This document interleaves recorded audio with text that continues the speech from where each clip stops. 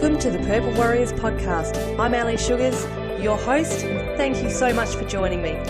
This podcast is about raising awareness for domestic abuse by allowing survivors to share their own stories and journeys to recovery. It's also about assisting fellow survivors to give you practical yet powerful information that will help you on the road to your recovery. I hope you enjoy the show.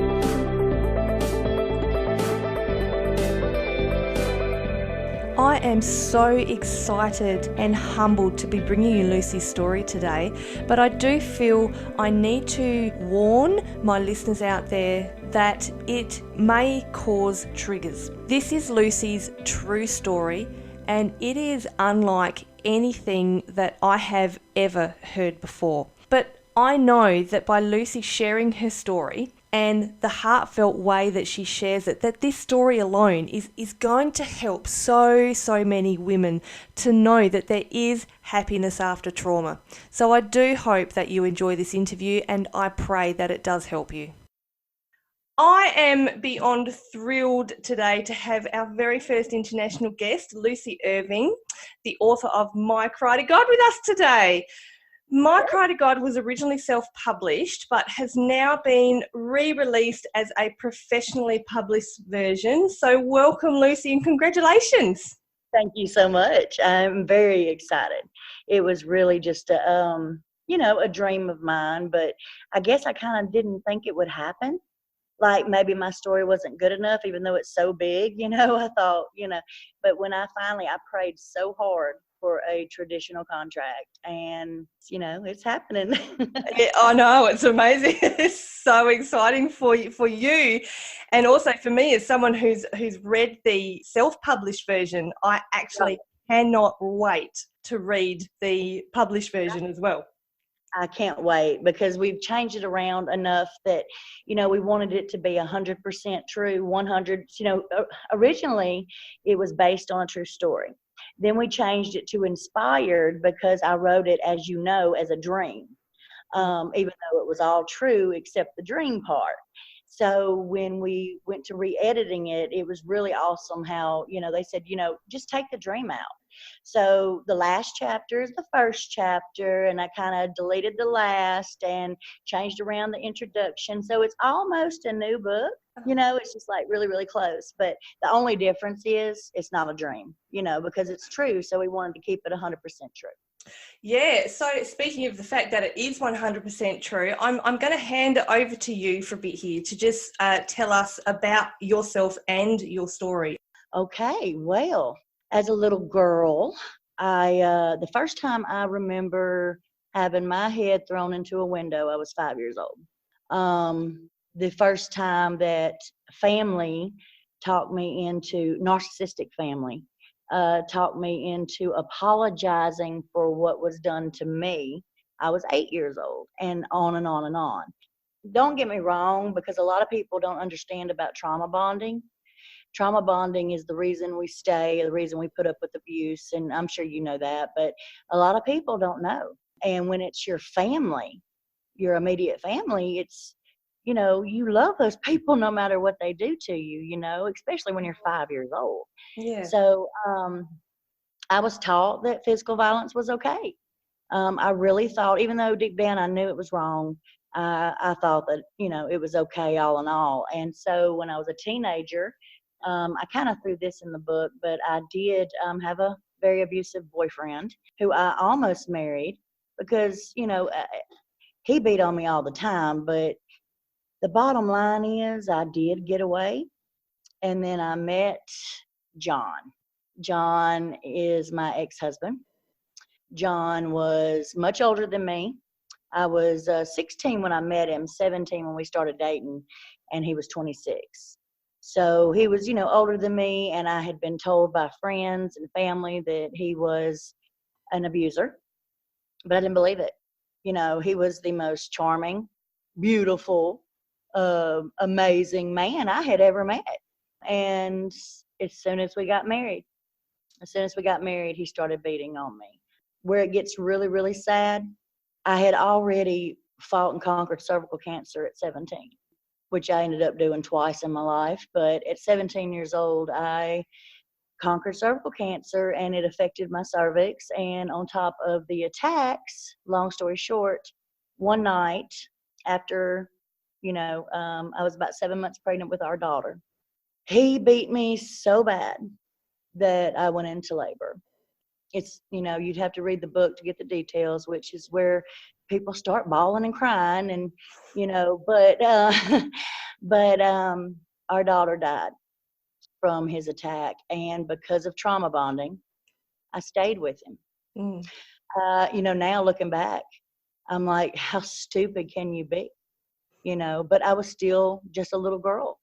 Now that I look back, I was 18 when she was born. And within 3 months, we were expecting our son.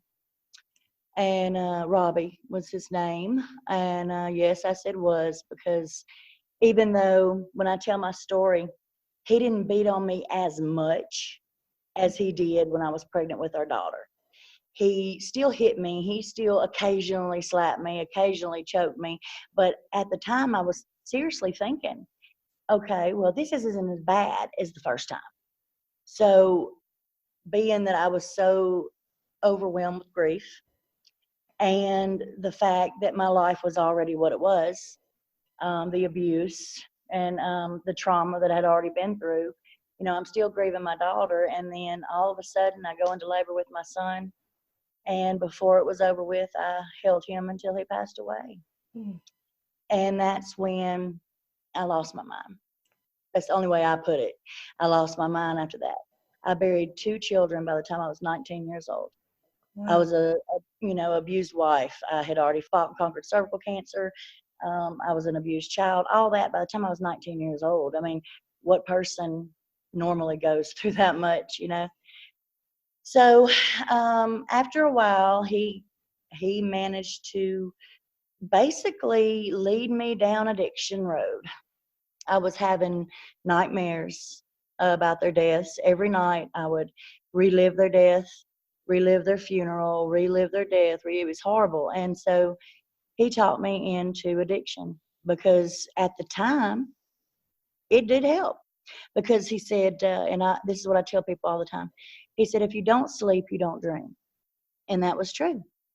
I never slept because I was, on methamphetamines was what I ended up overdosing on. Mm-hmm. And at one point, I finally got tired of the abuse, and I did leave what I thought was my last time. I was so proud of myself. Oh my goodness, I was so proud of myself. I ended up overdosing, and what a lot of people haven't really focused on in the book yet is God gave me a very great gift. When I overdosed, he allowed me to visit hell. I'm sure you remember that part. I remember it well. Yeah. A lot of people don't ask me about it, and here's how I explain it. A lot of people don't believe that. They don't believe that happens. Most people hear stories about people visiting heaven, and they're all about it. But then when you have a story where you visit hell, nobody wants to talk about that. I've noticed that. Nobody wants to talk about it. And so I tell people all the time, rather it was real, rather it was a hallucination, rather it, whatever it was real to me, even though I know it was very real. It doesn't matter. It was real to me, and it changed my life for the better. I got out of rehab. I even went back to rehab a second time, just to make sure that I didn't backslide. When I was young, because of everything I've been through, I was a little wild child. I was, always out, what I say, partying, but, drinking, doing teenage things that I had no business doing. But everybody else was doing drugs, and I wasn't, hard drugs. And, when my ex-husband talked me into falling into addiction, and it's not his fault, even though he's done a lot of things to me. It was my fault that I turned to addiction. I was with him so long, and I didn't even know he was doing drugs until after we got married. He hid it that well. So long story short, I went to the graveyard one day after I got out of rehab, and I prayed and I screamed and I cried and I begged God at my children's grave to take it. I could not. A lot of people say that I tried to kill myself when I overdosed. I did not. I was trying to numb the pain. I was trying to attempt to feel something. I didn't know. My mind was so crazy. I knew that if I was to, take my life, that there was this huge chance I'd never see my children again. So that was my goal, was to live my life where I knew that I would see my children again. So I begged God at their grave to help me. I'd been praying. I never lost my faith, even though I struggled so hard with it. Why, God, why? I mean, what mother that buries her child doesn't ask God why? So I dropped to my knees and I have never screamed at God like I did that day. And it literally felt like, and I always say a wheelbarrow of bricks because my dad is a bricklayer, and this whole town where I live, they're all bricklayers. So I refer to bricks, but it literally felt like God took a wheelbarrow of bricks and dumped them on my head. I mean, I had physical pain and it hit me. It was like my mind opened up, my heart opened up. And it was just like it hit me all of a sudden. And don't get me wrong, it was still rough, but God spoke to me that day. And so from then on, I got clean. I was sober, well over 17 years clean now. But the problem with that is once you get sober, then you got to deal with the pain all over again. Yeah. I was numbing the pain of the death of my children. So then I started going to counseling, and I got a really good job, and I got into the Bible like I never had before. And I literally started to feel myself again, feel emotions, because for so long I was numb. Yeah. And then that's when John, almost a year separation, he come back to me. And I could tell he was clean. I could tell he was sober, even if it was just for that day.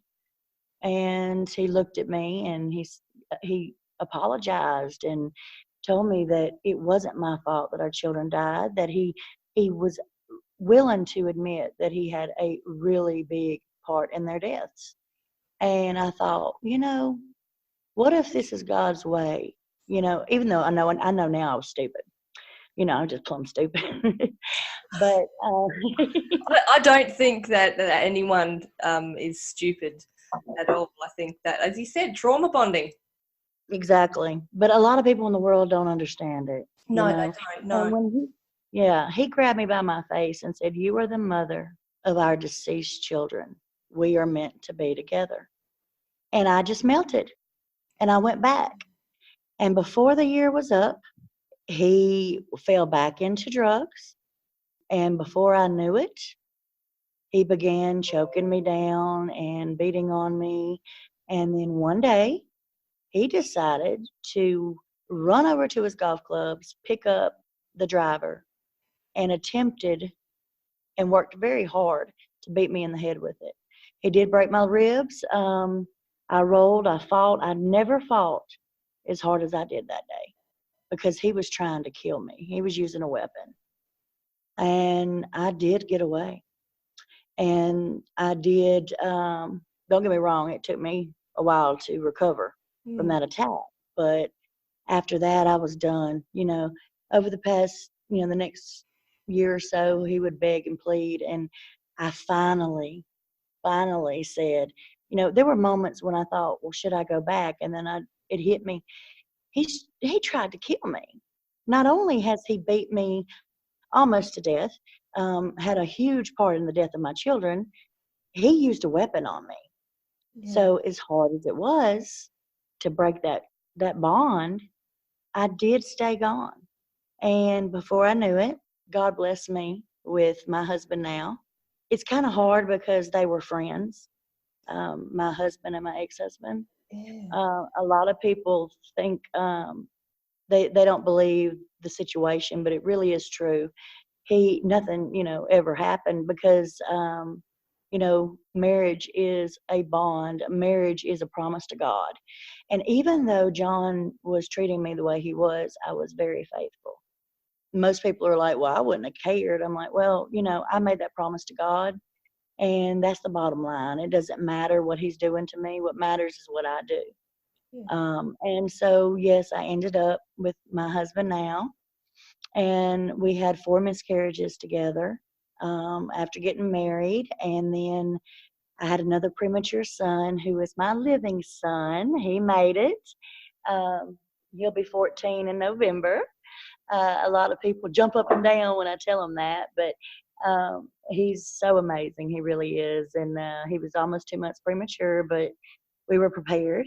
So between John beating on me and the cervical cancer, my cervix just couldn't handle holding a baby inside. So I did end up with my little Dale, and he's an amazing child.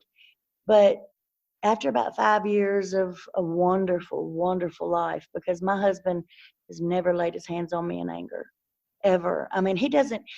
He's unlike anybody I've ever met. He's sweet. He's kind. When I have anxiety or panic attacks, he goes out of his way to get me through it. And God truly blessed me with him.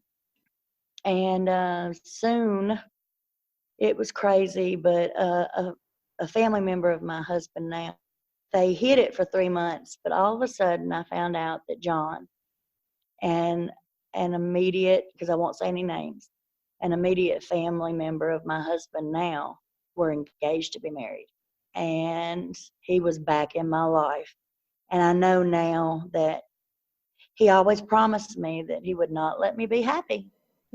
And that my husband now, he was going to do everything in his power to come between us. And it took almost 10 years, 10-year difference, but he almost did it. He almost come between us. Before I knew it, I was pregnant, and because of the stress of John being in my life, the way that he was, even though he wasn't, this pregnancy's father, it's kind of hard to explain, but long story short, I miscarried and found out it was twins. And so I miscarried one, and I carried my youngest son, Ryan. And then the stress of having John anywhere near me, my emotions and my anxiety and my depression all come on me at one time. And I went into labor at home alone. And I delivered my youngest son, Ryan, all by myself in my bathroom, and he was stillborn. So I had to hold him. See, when I talk about Ryan, I do get emotional, so you'll have to excuse me. I can't help but get emotional when I hear your story, Lucy. It's yeah. I mean, it was hard enough. I held my oldest son until he passed away, but when I had Ryan by myself, the trauma of his death and holding his body, all the way to the hospital, that is the one part of my story that I don't think will ever not trigger me. I know where he's at. He's with his sister and his brother. I know that, I know where he's at, and I know I'm going to be with all of them again. But his death triggered my brain, and I'm officially, since his death, I have PTSD, and they diagnosed me bipolar. I have severe anxiety and depression. And that's why I talk a lot about mental health, because a lot of people think you can't live a normal, happy life with a mental illness. Before, I don't mean to get off track, but after my son Ryan died, it almost destroyed my marriage. But I decided, I had a friend one time, she said, "What made you fall in love with Robbie in the first place?" And I said, "Because he loved me bigger, better, and stronger than anyone in my entire life. I have never had anybody, this includes immediate family, I had never had anybody that I loved in my entire life not beat me up." And my husband and I, we're fixing to have our 15th wedding anniversary. And he's never laid a hand on me. And he's amazing. So I decided, you know what? I think that's when I decided to go get treatment. And my husband was right there with me the whole time. And I still take my medication. I help other women see that you're not crazy. You're not crazy if you have a mental illness. The fact is, God put us on this earth. The world and Satan himself made us this way. God didn't put us on earth he didn't put me on this earth with bipolar disorder or anxiety. The world made me this way. And that's when I said, you know what? Women need to hear this. Women need to hear this. Right now, because of retaliation, I'm still going through, I think you know what I'm talking about. I am dealing with a lot of abuse, bullying, and harassment from my immediate family for telling my story, because you're supposed to sweep everything under the rug. But it has been so amazing to tell the world my story and to truly touch other people. And I mean, the people that private message me and thank me for changing their lives, all I can say is, I didn't change your life. You did. God just sent you to me to hear what I got to say. It's been amazing. So even though I'm still dealing with abuse, life's good and God is good. And my son and my husband, even though, they're really all I have right now, I do have his family. That's a whole nother story. But, you got to go no contact. And that just kind of sums up a little bit about me. That was part 1 of our episode with Lucy Irving. In the next episode, part 2, we will talk more about Lucy's journey to writing her book, My Cry to God, and we'll be talking more about how you can find happiness after trauma. I hope you enjoyed today's show, and thanks for listening. If you would like to share your story of survival, or you have a topic you would like to hear about on the program, reach out to me via email, welcome@themotivationmama.com, or find me, The Motivation Mama, on Instagram or Facebook. And don't forget, the greatest project that you will ever work on is you. Happy day, beautiful.